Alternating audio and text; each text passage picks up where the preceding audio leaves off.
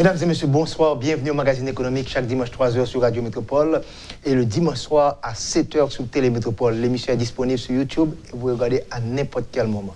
Comme nous connaissons, nous commençons une série là sur démographie, recensement et un thème qui est lié à problème démographique et problème recensement que le pays d'Haïti supposé faire en 2019.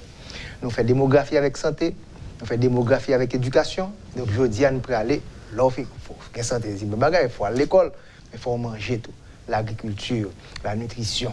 Donc nous allons essayer de regarder comment que le rythme croît là sur le plan démographique. Est-ce que nous allons supposer qu'il y a le même rythme là au niveau économique? Et là, nous devons faire manger, à faire agriculture. Jusqu'à présent, dans le livre Pays d'Haïti, on va apprendre que Haïti est un pays essentiellement agricole. Nous avons comme invité M. Abnel Desamours, M. son économiste, M. son démographe, M. était dirigé coordination sécurité nationale, société alimentaire, sécurité alimentaire. M. Desamours, merci d'avoir pu arriver dans le cadre de la vie, parler avec nous. Nous remercions pour répondre à l'invitation. C'est moi qui dois remercier le questionnaire. Tu vas de côté inviter pour parler de démographie, sécurité alimentaire, économie. Pour thématique ça, en particulier, il intéresse. Très bien. Nous connaissons l'économie, monter un petit coup de pied dans l'affaire agriculture. Comment expérience ça t'es? Bon, en général, l'on est économiste. Donc, c'est l'on prend l'agriculture, son secteur lié dans l'économie. C'est ça. Donc, les variables économiques, les variables santé, question d'éducation, en tant qu'économiste, c'est une formation qui vous permet d'analyser chaque secteur, faire des analyses pertinentes. Bon, là, c'est une véritable école. Donc, sécurité alimentaire, là, permet de développement quand même. Bon, son volet dans le développement. Donc, parce que la finalité du développement, c'est d'améliorer bien les conditions de vie monde. Il faut l'améliorer la sécurité alimentaire. C'est ça. Quelque chose de fondamental. Bon, pour même en Haïti, avant de parler de développement, de toute l'autre chose que nous avons parlé, il faut parler de sécurité alimentaire. Parce que si dans un pays, ça nous résout le problème de sécurité alimentaire, nous jeter base durable. C'est pour la croissance économique, base durable, c'est pour le développement économique et le développement social. Puisque, on parle que la sécurité alimentaire, les englobe un peu le bagaille. L'on a la sécurité alimentaire, ou pas seulement en agriculture, ou en question d'éducation, ou en nutrition, parce que le comportement nutritionnel, on parle de l'éducation et tout. Donc, c'est une variable qui est importante. L'on a la sécurité alimentaire, on a la question de santé, parce qu'il faut bien nourrir pour mener une vie qui saine, pour vivre en bonne santé, puisque nous avons parlé de productivité, ce monde n'est pas en bonne santé, pas productif. Donc la question de sécurité alimentaire, il renvoie à la question de santé, il renvoie à la question d'éducation et il renvoie au développement économique en général. Puisque pour consommer, pour gagner accès, il faut gagner revenu. Donc, là, nous parlons de sécurité alimentaire en Haïti. Nous parlons d'un bagage qui est fondamental, qui est important. Hier, sécurité alimentaire en Haïti, c'est une priorité. Jeudi, elle a une priorité. Et demain, encore, elle a encore une priorité. Parce qu'il faut parler de sécurité alimentaire. Il faut créer les conditions pour nous arriver à un niveau de sécurité alimentaire dans ce pays. Seria nous concentrons beaucoup plus sur la démographie, sur le recensement. Haïti supposé faire un recensement année ça, 2019. Mais après, une dernière fois, c'était en 2003. Nous avons supposé faire au moins chaque 10 ans, bien que la technologie a permis que nous fassions le plus rapproché pour une évaluation de manière continue. Nous prenons 16 ans pour nous compter combien de monde qu'il a. Donc, c'est ça que fait nous concentrer là aujourd'hui sur l'aspect démographique. Là. Je dis que l'économie, il y a deux forces, offre et demande, mais il y a une tendance à se pencher beaucoup plus du côté de l'offre par rapport à la demande, c'est vrai? Bon, c'est ça. Ça peut dépendre dans l'analyse qu'on fait, ça peut dépendre de ce qu'on va chercher dans l'analyse. Oui, mais est-ce qu'une tendance à regarder l'offre là avant que nous parlions de demande? Il dépend de qui courant économique. C'est bien ça. Parce que sous ces néoclassiques, les économistes néoclassiques, c'est l'offre qui est plus importante. Ils disent c'est l'offre qui est la demande, d'autres disent la demande qui est l'offre. Exactement, parce que sous une perspective de keynésianisme, ou c'est économiste d'inspiration keynésienne, on peut se parler de demande parce que la demande est déterminée le comportement de toute l'économie. Ok, comme je dis, on cherche où ça se passe, chercher démographie, en keynésien qu'on a. Donc, nous allons arrêter dans ça. Le problème qu'on a posé là, nous avons besoin d'une quantité haïtienne qui vivent dans l'espace là. Pour me répéter encore, dernière estimation IHSI a parlé de 11,2 millions d'Haïtiens. Mais comme nous ne pas fait depuis 16 ans, son estimation, nous ne pas connaître combien de monde. Donc si nous ne pas connaître, nous ne pas bien préparer. Pour ça, obligé de faire un recensement. Qui importe ce recensement à gagner pour tout ce que tu parlais tout à l'heure là, dans le cadre du développement? Bon, il y a un recensement fondamental. Ça, recensement. Parce que recensement sont opérations qui permettent que, à un moment donné, où qu'on ait une population qui vit dans le pays, dans l'espace qu'il y a vivre là, population ça a besoin qu'on ait qui ça caractérise les populations ça, puisque là on parle de question de population, recensement à fois population dans plusieurs facettes, la fois au regard de l'économie, la fois au regard de la dimension géographique, la fois au regard de question de santé et monde qu'on gagne dans le territoire là, côté à vivre. Côté à vivre, parce que ce n'est pas seulement l'aspect numérique, l'aspect nombre. Donc, le recensement permet tout d'identifier caractéristiques de la population. Population qu'on gagne, et bon, on paquet d'informations sur la population, et il permet tout de gagner des informations sur l'habitat, puisque le recensement les concerne tout aspect dans la vie de la population. Les aspects qui sont strictement économiques, strictement sociaux, la question de géographie, la question de population active, la production. Donc, le recensement, il y a une vue globale des populations dans différents aspects. Il va faire un choix et décision que nous prenons tout. Parce que dernièrement, dans la première émission, nous avons expliqué que 36% haïtiens vivent dans le département de l'Ouest, 17 dans la Tibonite, 10 dans le Nord, qui ont déjà plus que 60% de la population décide de vivre dans 3 départements. Là, on va ajouter 7 pas sud là, 70. Donc, au bail géographie, qui est important, au dit caractéristiques là. Donc, c'est dit que les mettre pays à nu, donc un recensement est extrêmement important pour les décideurs politiques. Oui, l'important parce que le recensement, c'est les capables de permettre de dire que soit faire éducation, pour combien de monde on va planifier. Système éducatif, le recensement libre des variables qui indiquent soit faire scolarisation, mes besoins. Si on voyez on financer question de santé, mes politiques de santé qu'on a supposé gagner. Là, me dit que mes politiques de santé qu'on a supposé gagner pour répondre à besoins de santé population. Parce que c'est pour ça qu'on fait un recensement. Parce que on a des données pour planifier. Parce que en dehors d'un recensement, là, c'est pour que vous faites des planifications, que ce soit dans le temps et dans l'espace. Par exemple, si on parle de questions de sécurité alimentaire, mais pour qu'on ait combien de bouches pour nourrir, il faut qu'il y ait des variables démographiques. Il faut qu'il y ait des variables démographiques qui disent que, bon, non, par rapport à la rythme de croissance démographique qu'on gagne, si vous voulez que nourrir mon mérite de croissance économique qu'on doit gagner. Vous connaissez que nous-mêmes, dans le CNSA, nous utilisons un pile graphique. Donc, là, on a calculé l'insécurité alimentaire là, nous prenons 4 pays d'Haïti et côté où nous vivons là et déterminer ça. Mapping est extrêmement important pour la cartographie.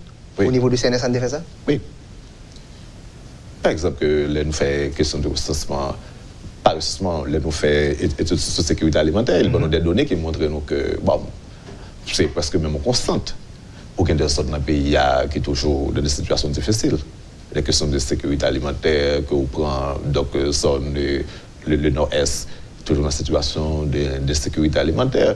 L'on prend le nord-ouest, toujours dans une situation de sécurité alimentaire. Et l'on prend parfois le Ouatibonite, dans une situation de sécurité alimentaire. Et sur la péninsule sud, avec la fréquence des chocs, des catastrophes naturelles, ils sont zones de sécurité alimentaire. Donc, ce sont bases de données qui permettent de nous mettre côté pour nous intervenir ou encore, quand nous pas faire intervention, pour nous bailler le ministère de l'Agriculture, information ça. Nous avons retourné dans la deuxième partie, la troisième partie, la sous-partie sécurité alimentaire et CNSA. Et on retourne à l'aspect croissance économique là, nous connaissons que pendant ces 4 à 5 dernières années, nous ne pas croître en rythme de 2%. Et on va peut-être plus bouche, puisque chaque année, il dit entre 1,5 à 1,9%, c'est ça que le service population au niveau du ministère de la Santé dit nous. Comment expliquer, nous sommes capables de dire, ou pas croître assez sur le plan économique et aucun bon constant sur le plan démographique? Qui résultat ça bon? Bon, le résultat ça c'est pour toujours analyser dans l'émission investie le samedi, parce que ça nous doit comprendre que à chaque fois que la population augmentait, il y a un ensemble de questions de poser tête. Et les planificateurs de politique publique en général, chaque fois qu'on a une augmentation de la croissance démographique. Et chaque année, l'augmenter dans le pays d'Haïti. L'augmenter dans le pays d'Haïti. Chaque fois. Ou pas un droit à planifier politique économique, à concevoir politique économique sans pas tenir compte de cette variable démographique. Parce que, si on parle de produit, il faut qu'on ait que pour combien de monde qu'on parle de produit. Si on met un programme de santé en place, il faut qu'on ait que qui population c'est beau. Taille population là, même pour question d'éducation. Déséquilibre entre croissance démographique et croissance économique, c'est un sujet qui posait journée aujourd'hui. C'est un sujet qui a posé depuis le temps de Malthus. Depuis le 18e siècle, 19e siècle, que Malthus a analysé la problématique de la croissance démographique. Et monsieur, ça te prévoit un bagage, tu es capable de dire catastrophique. Exactement. Que une thèse qui est très pessimiste. La thèse malthusienne, qui montre que sur une population qui a un rythme géométrique, et moyen de subsistance, capacité pour nourrir la population, à croître à une progression arithmétique, suivant une progression arithmétique, Malthus dit inévitablement, on va tomber dans la pauvreté, on va tomber dans la famine, on va tomber dans l'insécurité alimentaire. Mais le 20e siècle, avec les progrès économiques, avec un peu de recherche empirique, vient prouver que Malthus n'a pas raison. Que nous avons des populations, excusez-moi, des pays qui arrivent à un niveau de production qui est largement suffisant par rapport aux besoins de la population. Au point que ont tellement produit la caille, il y a exporté à travers le monde.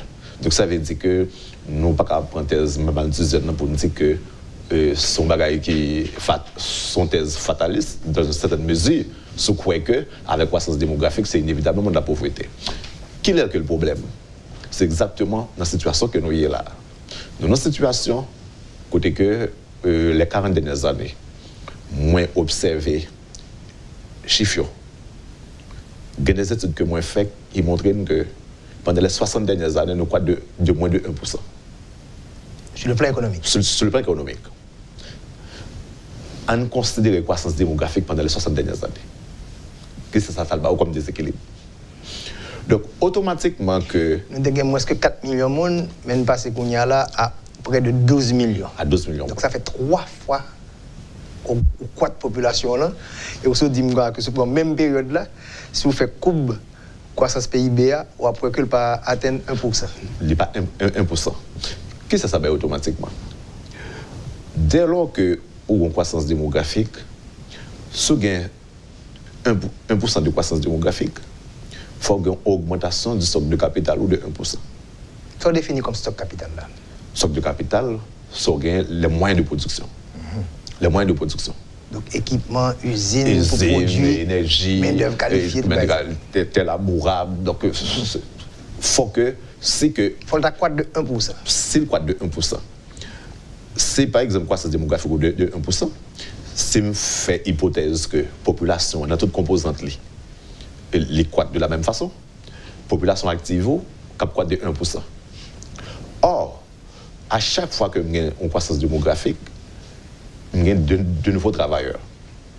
Si pour mettre nous dans le même niveau de vie, ça ne peut pas tomber dans la pauvreté, il faut que moins gagner un stock de capital qui augmente de 1%. Augmentons le stock de capital de 1%. Il renvoie à ce qu'on appelle, que Jacques-Henri Pin a développé, le concept d'investissement démographique. À chaque fois que moins gagnons une croissance démographique, moins gagnons un investissement démographique qui est très lourd. Entre de croissance démographique de 1%, il est entraîné en stock de capital augmentation de 1%, c'est le même niveau de vie. Et pour un stock de capital de 1%, ça demande que faut me consacrer 3 à 5% du potentiel de production de l'économie pour me capable de financer le stock de capital. 3 à 5%. Donc, si dans la moyenne, ça va 4%. Recherche montrer qu'en général, si je gagne besoin d'une augmentation de 1% du stock de capital, il faut que je gagne, faut investir en moyenne 4%. du potentiel de la production. Mais comprenez bien, on n'a pas les stocks capital, on n'a pas capital physique, là, on n'a pas capital humain, qui parle de la population active là. Même une population passive, tout le monde qui a fait, qui a moins qu'un an, arrivé jusqu'à peut-être 17 ans, groupe ça là, il faut me dégager, une productivité pour être capable de kembe moun ça tout. Oui. Donc c'est ça qu'on peut expliquer qu'il faut faire croissance là. C'est pas le stock de capital seulement pour agir sur lui. Pour agir pour le stock de capital à lui-même seul, il n'est pas suffit. Il faut agir pour que, par exemple, si tu n'as pas de nouveaux travailleurs, non seulement il faut équiper les travailleurs, les nouveaux travailleurs, si ils ont besoin de mettre le même niveau de productivité, il faut qu'ils aient le même niveau d'éducation, même niveau d'instruction que les travailleurs existants. Si vous n'avez pas le même niveau d'éducation, même si vous augmentez le stock de capital physique dans la même proportion, là, on n'a pas de capital humain. Il faut investir dans le capital humain. En résumé, pour nous bien comprendre ça, vous voulez dire que si vous ne pas croître à rythme, comment vous avez 1% de croissance démographique, supposé 1% de stock de capital, pour être capable de même niveau de vie. Exactement. Maintenant, et 1% de stock de capital, la demande auprès de 4%. Faut investir près de 4% du potentiel de la production. Ok. On ne peut pas faire ça nous-mêmes en Haïti. Oui. Ça nous donne comme résultat. C'est ça que nous aujourd'hui. Ça nous aujourd'hui.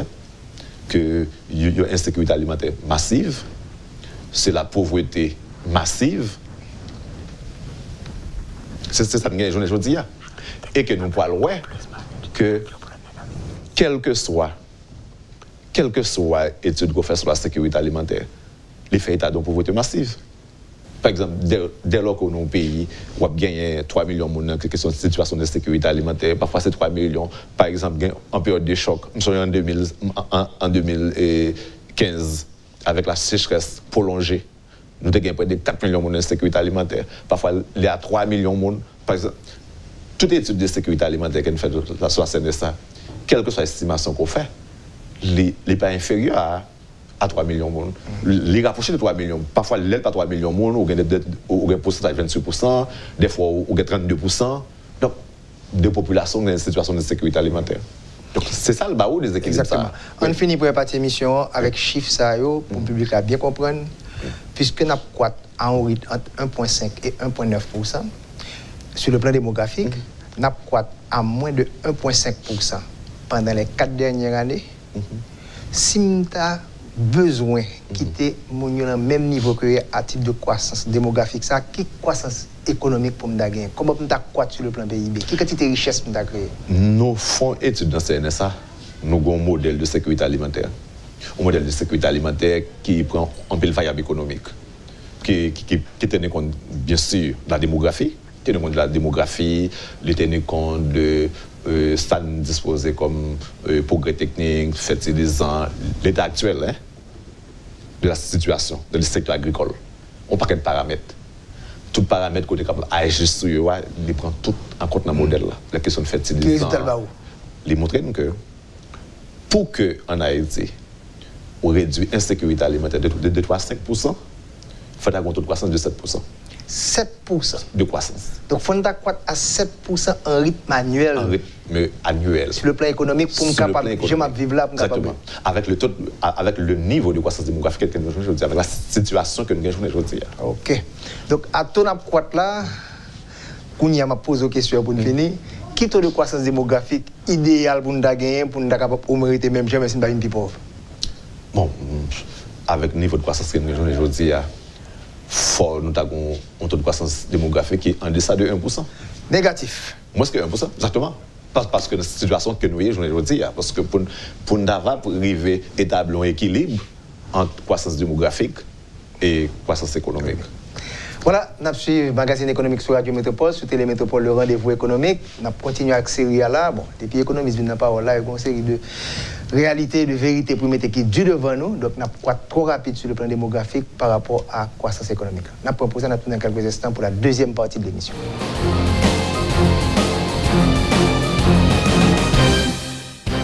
Groupe Croissance avec partenaire qui c'est Banque de la République d'Haïti.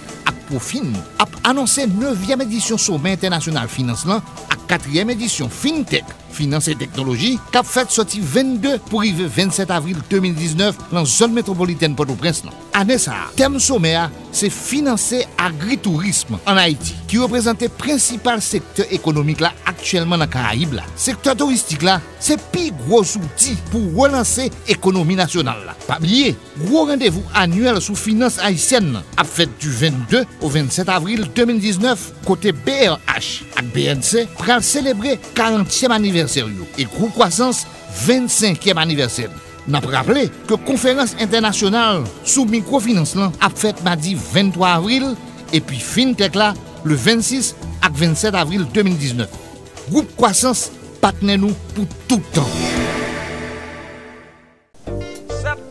Mettez pour mettre, BPT 50 000 gouttes. 7% à bon petit temps pour bénéficier 7% obligé. Allez, oh, Carole, sans régler comme ça même, pas voir du tout. Ah, activité fait pas temps.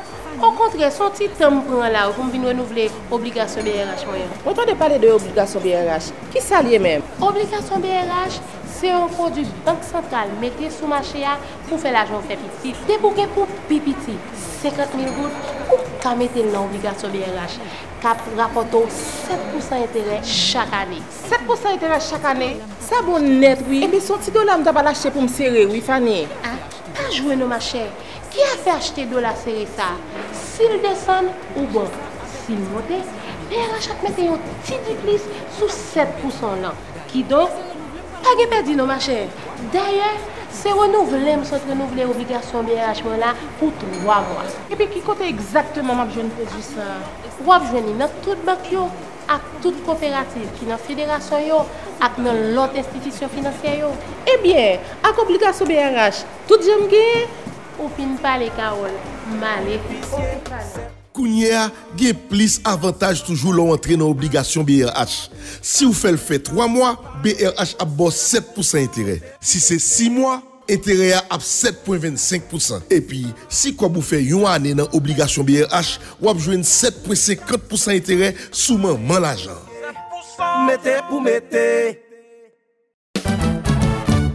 Les campés à côté, la défense intérêt, la fais affaire marché, toujours Jean ou tablé, ou toujours faire confiance, passer le bas performance, ou satisfait sans mode, l'obs client Sogé Bank, Sogé Bank, toujours bas côté mes amis, Sogé Bank, toujours bas côté, Sogé Bank, toujours bas côté mes amis, Sogé Bank, toujours bas côté, Sogé Bank.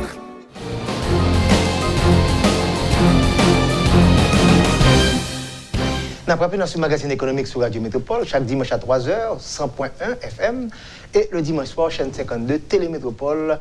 Côté nous avons possibilité de émission ça en vidéo. Et émission disponible sur YouTube, n'importe quelle heure d'identité. Nous avons commencé l'émission avec M. Abdel Desamours, qui est économiste, qui est ancien directeur CNSA. Nous avons update nous. Nous avons un directeur aujourd'hui. Donc, qui avait dans la deuxième partie de l'émission, c'est M. Armel Kazou. Nous faisons l'émission déjà ensemble, Armel. Donc, on habitué sur, nous sommes capables de dire sur le plateau, ça avec nous. Donc, nous avons discuté là sur démographie, recensement. C'est ça vraiment qui intéresse. Nous, dans la troisième longue série d'émissions qu'on a faites, nous parlons de santé, nous parlons de l'éducation, tout est intéressant. Nous avons besoin qu'on ait là, CNSA qui a pile d'informations sur les affaires agriculture, sécurité alimentaire. Qui important ce recensement pour même au niveau du travail qu'on a réalisé dans la coordination. Ok, pour nous commencer par saluer au questionnaire. Merci pour l'invitation. Hein. Et c'est un plaisir tout pour nous ensemble avec Abdel. C'est vraiment un collaborateur, même lorsqu'il n'est pas dans CNSA Kounia, mais franchement, il n'a pas marchandé, collaborationné pour CNSA. Et c'est vraiment un plaisir pour nous répondre tout à l'émission ça, émission et rendez-vous économique et magazine économique. Et en tant que coordonnateur CNSA. Vous avez un recensement? Ah! Dis-moi, qui est important c'est pour vous? Bamdou. Dans CNSA, tout ça n'a manipulé ces données, ces informations. Et ces informations pour la prise de décision. Et si nous avons manipulé les données, nous avons manipulé l'information pour la prise de décision, faut-il bien que données ça yo vraiment bien calibrées. Et pour donner bien calibrées, faut-il bien qu'il y ait une bonne base de sondage. Et bonne base de sondage là, il n'y a pas de l'autre côté pour le sortir, c'est à partir de bons recensements. Et depuis 2003, dernier recensement fait dans deux pays, fait en 2003. Depuis lors, c'est des mises à jour qu'a faites, des estimations. Maintenant, on recensement qu'a venu là pour un nouveau recensement qu'a venu, nous-mêmes nous plus que contents, nous avons ouvert des bras nous et nous prenons toute participation notre. On a participé d'où? Bien sûr que oui, parce que il y a différents niveaux qu'on a participé. Nous gagnons un ensemble d'indicateurs que nous suivons. Et indicateurs, ça et pour nous suivre bien, faut-il bien que nous participions avec IHSI dans le recensement que l'a fait, pour nous dire, pour nous préciser dans quel sens que l'indicateur ça a aidé nous et même pour calibrer le tout dans ce sens là et qui va servir nous comme une bonne base de collaboration nécessaire pour que IHSI eux même profiter du travail qu'ils va faire. Son collaboration déjà là et nous avons renforcé entre IHSI et CNSA. IHSI, c'est lui-même qui est la responsable de toute question de statistiques dans le pays. CNSA, lui-même, ils ont une spécialisation, sont spécialisés dans la statistique qui est liée à la sécurité alimentaire. Donc, nous n'avons pas qu'à passer de travail IHSI. Tant que IHSI, il y a un pile travail que l'a fait tout, ils contactent nous pour nous capables de précision en termes de statistiques dans le domaine de sécurité alimentaire. Comme statisticien démographe, qui gros contrainte est capable de rencontrer dans le recensement? Qui gros faiblesse, qui problème structurel, qui est capable de faire, pas capable de jouer une quantité de monde parce que ça fait monter tout le monde, pas capable et que marge d'erreur là capable trop élevé, pardon, est capable de problème dans la validité document. Bon, c'est non question de recensement, c'est dans pays comme Haïti. Dans le pays du tiers-monde en général, tout ce qui est collecte de données, il pose des problèmes. Question d'éducation. Question d'éducation. Parce que à un moment donné, songez que l'MT Moun, un agent recenseur de l'IHSC, qui a collecté des informations dans la zone, il y a un monde qui relève le gaou. Pas qui te côté Timoun. Bon Dieu, quand tu n'as pas côté. Pas qui te côté Timoun. Problème culturel là. Exactement. Pas qui te côté Timoun parce que mon ça une fois que vous virez, c'est problème dans le cas là. Donc ça veut dire que mon qui dit de rétention de l'information. Parce que des fois, c'est le refus de collaborer, pose des problèmes. Et des fois, que le fait que nous parlons une culture qui est liée à bas niveau d'éducation que nous gagnons, le fait que nous avons tendance à des données qui parlent exactes, des données pas exactes. Par exemple, je fais plusieurs expériences. Par exemple, c'est où on va prendre des données de recensement. Dépendamment des gens qui là, opposer des questions sur l'âge. Qu'on a très très sensible à la question ça. Opposer des questions sur l'affaire l'âge, dépendamment des gens qui là, qui présent dans le moment que on poser la question, il va pas voir l'âge. Donc l'environnement influence. L'influence. C'est pour côté de capable boire. Et c'est son filier tout du tout, ou pas là-dedans parce que tu peux pas l'âge. Non, c'est tout. C'est beaucoup plus grave parce que les femmes en général, ils ont tendance à attirer les problèmes statistiques dans la question de recensement montrer ça. Les femmes, ils sont attirées, ce n'est pas les âges ronds. Pas les âges ronds. On fait plus facilement pour le dire qu'il a 30 ans qu'elle a 33 ans, 34 ans. La plus facile pour le dire qu'il a 20 ans ou le dire qu'il a 23, il a 24 ans. Donc ça, c'est des comportements que nous avons, qu'il y a question niveau de question d'éducation. Donc, lorsque vous prenez question de recensement en Haïti, tout facteur ça est capable d'influencer l'opération essentielle là. Et puis facile pour vous, parce que ou même l'ordre c'est affaire insécurité alimentaire. Vous avez supposé bonne information plus facile pour capable pour manger pour eux? Pas nécessairement. Pas nécessairement. Qui compte facile, parce que c'est encore toujours même question d'enquête, même question de recensement. Même là qu'on essaie ça faire manger, yo. Oui, parce que ça qui arrive. Ou besoin tout gain des données qui vraiment bon caractéristiques et groupe de ménages ou bien individus qui est à l'intérieur de ménages. En famille par exemple. Oui. Donc caractéristiques là, groupe d'âge là important tout. Parce que un monde qui gagne 15 ans, à un monde qui a 19 ans, il pas même. Un monde qui a 14 ans, un monde qui a 18 ans, il pas même. Tandis que il y a un gens qui dit bon, quelqu'un a 15 ans, alors qu'il a 18 ans. C'est pas le même type d'action ou bien de décision qu'on prend. Donc ça c'est des tout bon avec subtilité que nous qui gagnent en science tout parce que sont sciences. Ils fait en sorte que yo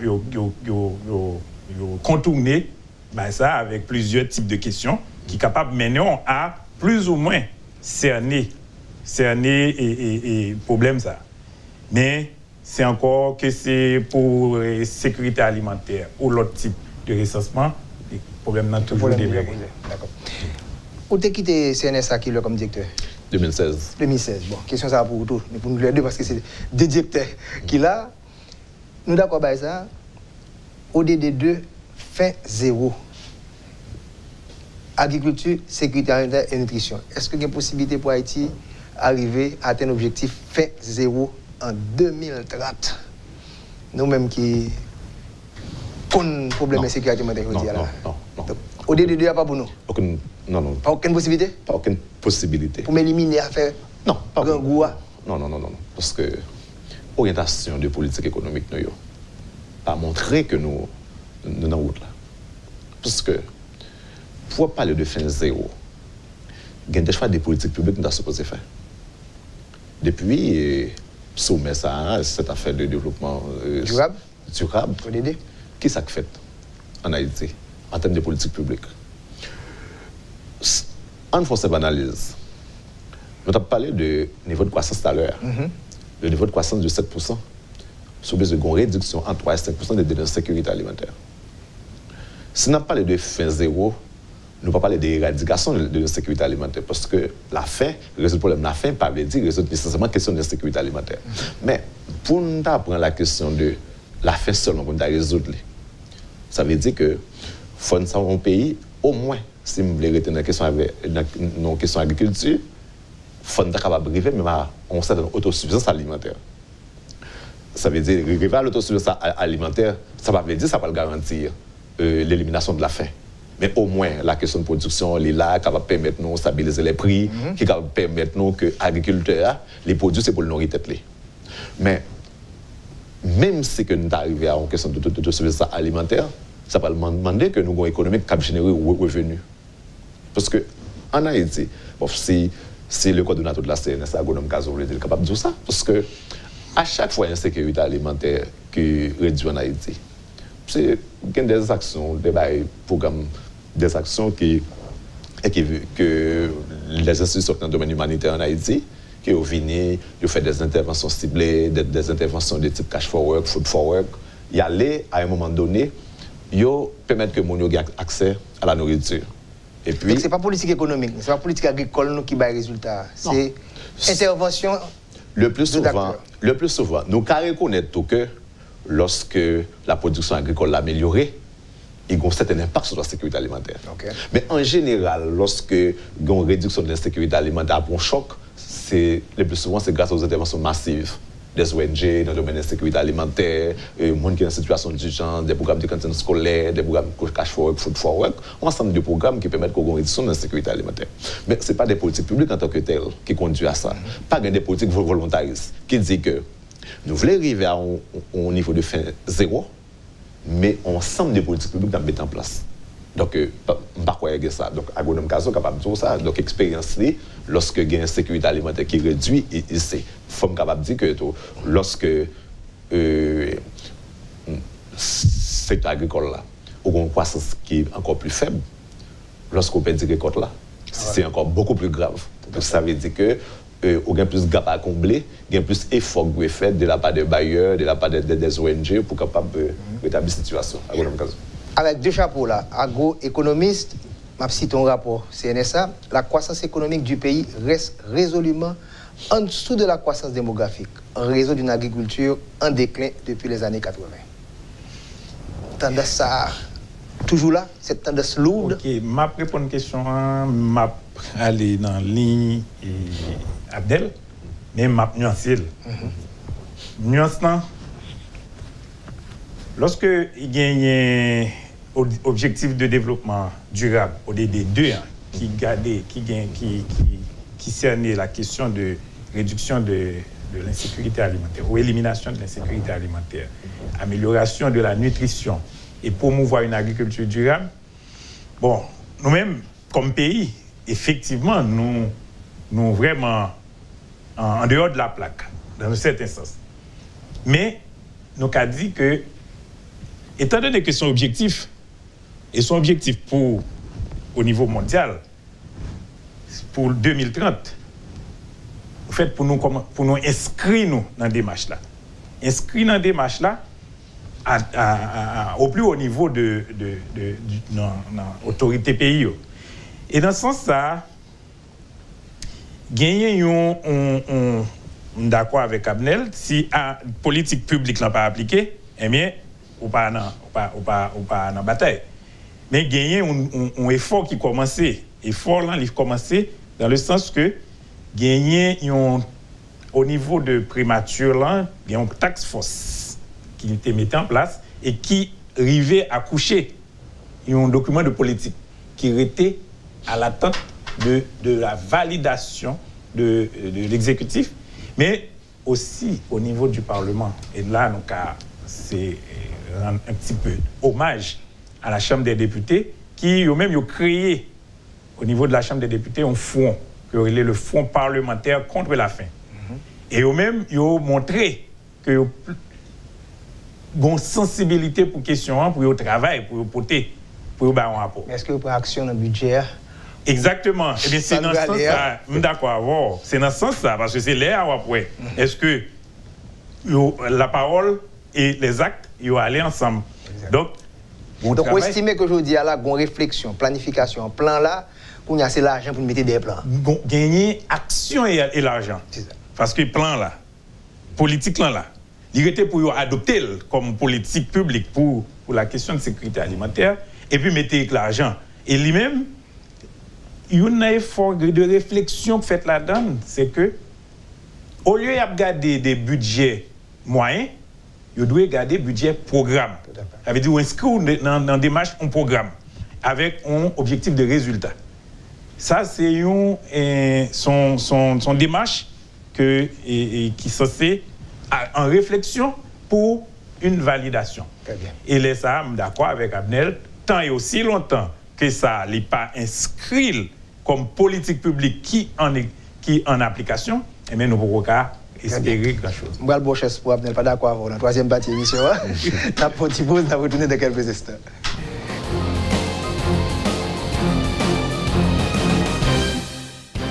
Groupe Croissance ak partenaire qui c'est Banque de la République d'Haïti ak Profin a annoncé 9e édition Sommet international financement ak 4e édition FinTech Finance et Technologie qui a fait sorti 22 pour arriver 27 avril 2019 dans la zone métropolitaine Port-au-Prince. Année ça, thème sommet c'est financer agritourisme en Haïti qui représente le principal secteur économique là actuellement dans les Caraïbes. Secteur touristique là, c'est le plus gros outil pour relancer l'économie nationale. Pas oublier, gros rendez-vous annuel sous finance haïtienne a fait du 22 au 27 avril 2019 côté BRH ak BNC pour célébrer 40e anniversaire et Groupe Croissance 25e anniversaire.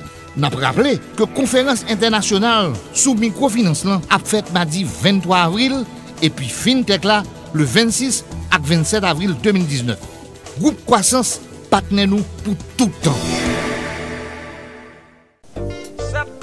Mettez pour mettre, bipiti 50 000 gouttes. 7% à bon petit temps, ou bénéficier 7% obligé. Allez, oh, Carole, Sans régler comme ça même, pas voir du tout. ah, activité fait pas temps. Au contraire, son petit temps prend là pour venir renouveler obligation BRH moyen. On entend parler de obligation BRH. Qui s'allie même? Obligation BRH, c'est un produit banque centrale mettez sous marché pour faire l'argent fait petit. C'est pour pipiti 50 000 gouttes ou mettre dans l'obligation BRH cap rapporte 7% intérêt chaque année. 7% intérêt chaque année. Ça bon net oui. Et bien son petit dollar m'ta pas lâcher pour me serrer oui Fanny. Ah, pas jouer nos ma chère. Qui a fait acheter dollar serré ça? S'il descend ou bon, s'il monte, BRH a mis un petit duplice sous 7% là. Qui donc, pas de perdu, non, ma chère. D'ailleurs, c'est renouvelé, je renouveler l'obligation BRH là pour 3 mois. Et puis, qui compte exactement ma jeune produit ça? Ou avez dans toute banque yo, à toute coopérative qui dans la fédération yo, et dans l'autre institution financière yo. Eh bien, à obligation BRH, tout j'aime gagner. Ou fin parler Carole, malé. Kounia gen plus avantage toujours l'entrée dans obligation BRH. Si vous faites le fait 3 mois, BRH a 7% intérêt. Si c'est 6 mois, intérêt à 7,25%. Et puis, si vous faites une année dans obligation BRH, vous avez 7,50% intérêt sous maman l'argent. Mettez pour mettez. Les campés bas côté, la défense intérêt, la fais affaire marché, toujours Jean ou tablé, ou toujours faire confiance, passer le bas performance, ou satisfait sans mode, lorsque client Sogé Bank, toujours bas côté mes amis, Sogé Bank, toujours bas côté, Sogé Bank, toujours bas côté mes amis, Sogé Bank, toujours bas côté, Sogé Bank.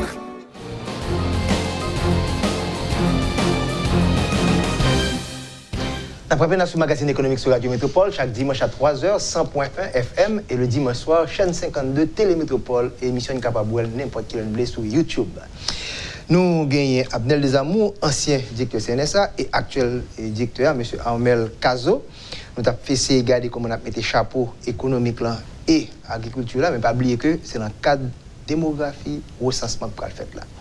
Le deuxième point que nous disons dans le rapport, le pays n'a pas produit suffisamment pour nourrir toute population là, malgré le potentiel agricole. Voilà que les gens qui n'ont pas nourrir et n'a mis l'autre monde à un rythme qui est proche de 2%. Comment ou même acteurs souterrains pour que quantité mangée pour nous faire, nous chiffre là, faut nous accroître sur le plan économique à 7%. À qui pour nous accroître le secteur agricole là pour nous manger dans le pays ça, puisque Haïtiens parlent d'autosuffisance alimentaire.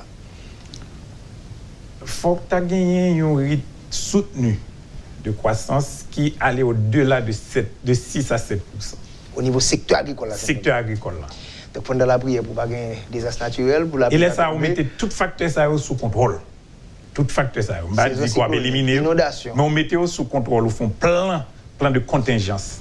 On fait des plans de contingences pour faire des réponses, ou bien pour faire mitigation, et puis pour faire réponse avec ensemble de facteurs d'ordre climatique, naturel et autres. Pendant d'autres climatiques, changement climatique qui impacte les gains sur l'agriculture dans le pays d'Haïti et qui ça va poser avec le rythme de croissance démographique qu'il y a là, le changement climatique. Le changement climatique là, il est fondamental. Ça veut dire qu'il faut compter avec lui, il faut travailler pour gagner. Par exemple, allons dire, nous gagnons une agriculture qui était une agriculture pluviale. Ça veut dire c'est là la pluie tombée. Nous avons bon Dieu bon. Nous avons bon Dieu bon. Et qu'il y a de plus en plus les phénomènes extrêmes, ça veut dire on bon temps arrêté, en quantité de la pluie tombée. Ou bien quand son période relativement longue, ou gagner en sécheresse, en période sèche. El Niño, La Niña. La Niña, El Niño, etc. Donc si qu'on y a ou pas gagné des programmes qui lui-même fait gestion, maîtrise de l'eau, gestion de l'eau, parce que l'eau, c'est un facteur important dans la production agricole. Dans la capitale. Dans la capitale. Et en inondation, il y a des ordres, en sécheresse, il y a des ordres. Ça veut dire que le changement climatique là, est fondamental. Et d'autant que un ensemble de cultures, ils sont même sensibles à des périodes de cycle culturel là. Par exemple, maïs. Ils sont sensibles on déficit en quantité de l'eau que vous avez dû dans la période sensible ça, depuis le bail, c'est fini.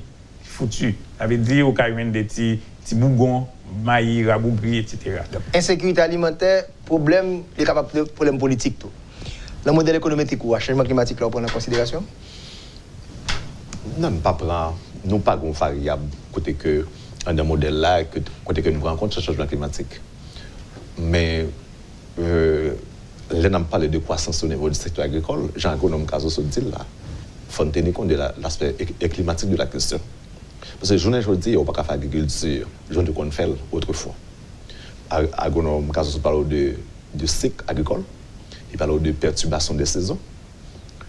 Saison qu'il y a là avec les dérèglements climatiques, période où on a plus l'appui.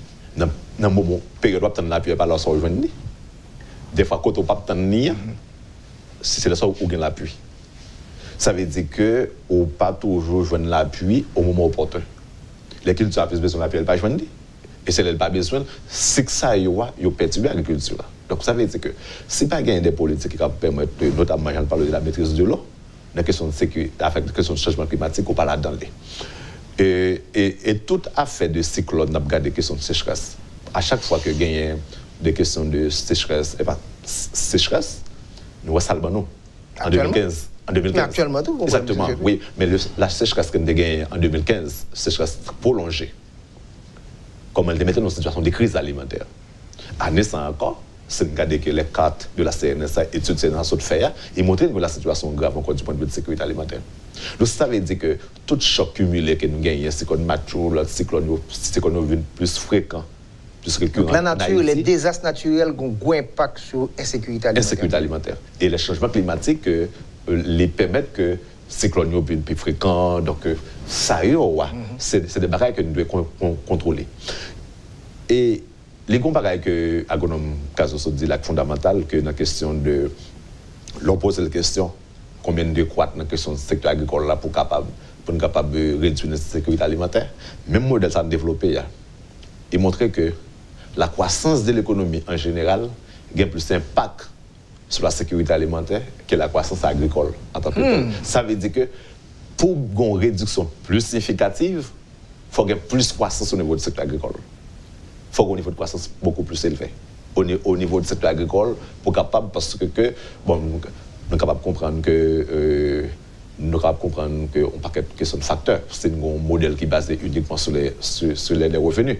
On connaît que dans le secteur agricole là la productivité qui est un peu faible. Très faible. Et nous connaissons tout que type d'agriculture que mon a fait là. Donc dans pile plus que dans le milieu rural là que au déficience dans la question de services de base, c'est plus on a besoin de croissance au niveau du secteur agricole là.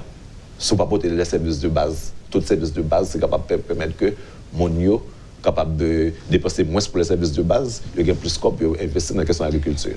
Tout fait transition. Pas investir dans l'agriculture pour capable de consommer.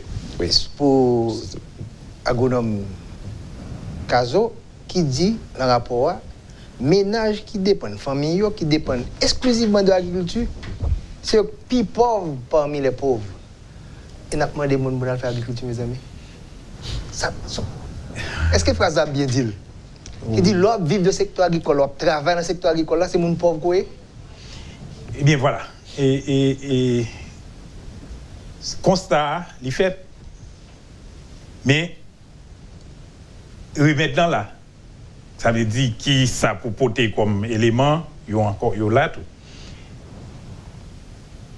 Il y a une politique de délaissement du milieu rural. Et ces gens dans le milieu rural, elle a reposé sous dos, il a fait agriculture avec douette, avec on fouche, on serpette. Et puis, c'est eux-mêmes qui ont porté tout poids. Ça vient de nous. Pourquoi on dit que l'agriculture est intelligente aujourd'hui? Smart agriculture. Oui, mais nous, en Haïti, nous beaucoup appliquer smart agriculture là vraiment. Et nous devons rentrer là-dedans. Dans le sens que, pour nous faire un virage, parce que pendant qu'on a parlé là tout, et ça fait recensement important, statistique important, nous gagnons autour de 52% de monde dans le milieu urbain, à 48% qui est en milieu rural. Ça veut dire que bon monde qui a quitté. Est-ce que c'est pas réalité ça? Tellement de pauvreté, me dit pour ça pour mettre là, me égal. Exactement. Migration. Qu'on a besoin en Haïti même faire un bagage pour nous, ouais, sinon bloquer le temps d'instant, mais tout au moins ralentir le temps d'instant pour les gens en milieu rural, t'as que Jean Abnel soit dit là, service de base, encadrement encadrement arrivé joindre mon accompagnement arrivé joindre pour faire activité ça qui est fondamentale pour le pays, activité agricole. Ça parle de nous en bonne bagaille. Nous avons une facture d'importation du riz seulement. Facture d'importation du riz sont phénoménal. Sous 500 000 tonnes du riz consommation annuelle, à peine que nous produisons dans les 120 000 tonnes. Donc, il y a deux demande, et nous ne sommes pas capables de produire au niveau local pour nous satisfaire la population. Qu'on y a là, il y a une bonne bagaille pour nous faire. Et justement, dans le document de politique, ça fait diagnostic là. Et puis, il poser problème, bien posé. Et puis, il commencer à garder un ensemble de pistes de solutions pour aborder le problème à différents niveaux. Parce que là, on a parlé de sécurité alimentaire, on a parlé d'un domaine qui est vraiment multisectoriel. C'est transversal, multisectoriel. Ce n'est pas uniquement l'agriculture, c'est aussi l'agriculture et d'autres secteurs qui rentrent là-dedans. L'économie rurale versus l'économie urbaine, les mouvements migratoires, se trouve que, mais ça veut dire que côté il y a plus de pauvres dans le pays, c'est dans le monde rural là, mon a quitté le monde rural là, vendre, venir dans le monde urbain, qui pas préparé pour eux, pas de caille, et acheter une motocyclette. Comment nous sommes capables de dire cette croissance démographique qui peut aller et ce mouvement n'a pas de caractéristiques urbain versus rural, qui ça nous est là, si nous continuons à fonctionner comme ça, à croître la tendance ça, quelles sont les conséquences? Le fait que nous pagons, logiquement, c'est ne pas gagner la ville vers la campagne. Nous pouvons gagner la campagne vers la ville.